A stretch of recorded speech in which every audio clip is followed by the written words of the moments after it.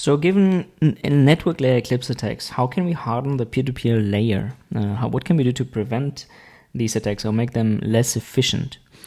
So there are a few questions that we could explore. So why not set smaller static timeouts? Like why wait 20 minutes for somebody to send you a block? Why not requesting blocks or transactions from multiple peers? And what about alternative relay systems? So ultimately, this all comes down to an inherent trade-off between security and scalability. Meaning, if we have smaller static timeouts, then we also have the risk that people like peers will basically drop connections because the internet connection is bad, not because the peer is malicious, which might cut off some peers. That's quite dangerous, right? Then why not requesting data from multiple peers at the same time? Well, because it increases the overall bandwidth in the network. It will congest the internet more because of the blockchain network. So this needs to be carefully balanced. And what about alternative relay networks? So we looked at the fiber network on Bitcoin, and these alternative relay networks are certainly a good idea to diversify the way of receiving blockchain information. So let's look at dynamic timeouts. Dynamic timeouts can be done by measuring, for example, your peer's latency or bandwidth.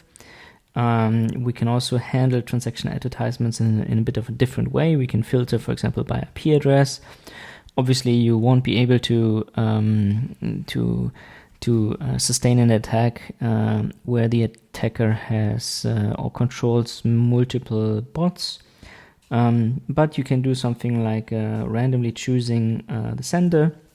So you could do something like you first request the data from one peer, then from 2, 3, etc., or any type of incremental function that you want to use. What we certainly recommend is updating the block advertisements. So we should just broadcast the header instead of the block hash.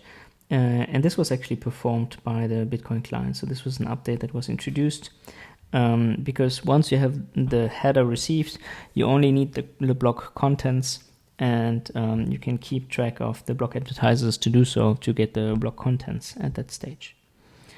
So here on the left side, you see the way that the Bitcoin client did the block propagation and why the attack that we outlined worked. Right, and on the right side here you can see the new way, this is where the header, which is slightly bigger in size but contains much more useful information than just the hash in the inf message.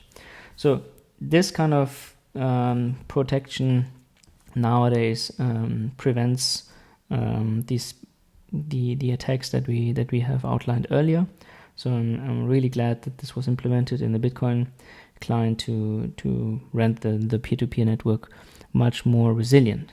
To my knowledge, however, the transaction propagation was not yet fixed, like one possible attempt to fix or to make the P2P layer more resilient against transaction delays is to use this fallback function where you then request data from 2, 3 or more peers at a time.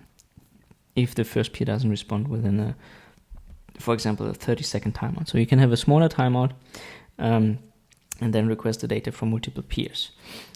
Still, you should somehow be cautious with these. These parameters need to be properly chosen. I'm not sure these are the optimal ones.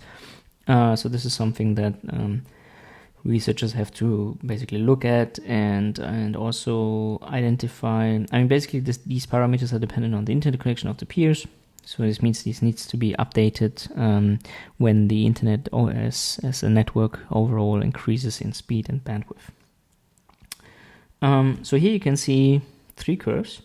So we have IA, which are the inf messages sent by the adversary, and we have IT, which are the inf messages in total. So if we assume the worst case scenario, right? So 95% of the inf messages are sent by an adversary, and then to have a probability of 100% of receiving a transaction, we need to wait 300 seconds, which is roughly 5 minutes, right? So after 5 minutes, the transaction is received, even if the adversary controls 95% of the inf messages or 95% of the nodes that are sending the inf messages, which is much better than before, where you could do like an indefinite Eclipse attacks, but this is still 5 minutes to receive a transaction. And what's interesting here is these 5 minutes, they are completely independent of the blockchain consensus, which can be much quicker, right? You can think of some fast consensus mechanism, but if this fast consensus mechanism, if you have this peer-to-peer layer information propagation protocol, on top of it, there might be an additional delay that's included, that's introduced, which people often don't discuss.